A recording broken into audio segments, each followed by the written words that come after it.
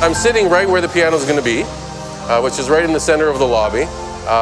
When we originally designed the lobby, the piano was in our back of our minds, but we didn't actually have a really defined spot.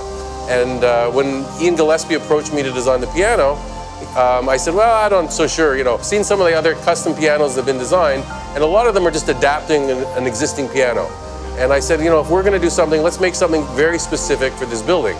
And Telus Garden has a very specific aesthetic, which is about a certain sort of geometry and a certain materiality. And if we could find a way to make the piano in sync with that, I think we thought it would be very exciting. So if you look on the outside of the building, just outside and beside us, you'll see these giant V-shaped columns.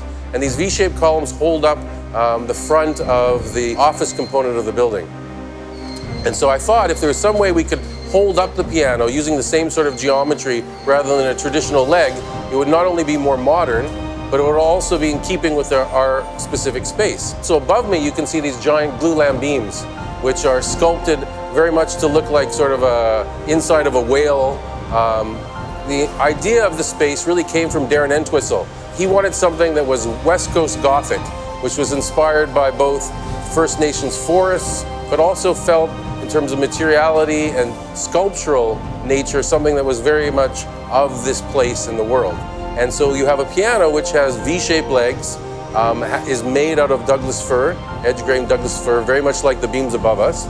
And so what you have is a traditional piano in terms of acoustics, but the outside of the piano has completely been reinvented to be of this place. Even the chair, a little seat, the stool that it sits on, is a little Z-shaped chair which relates to the geometry of the piano.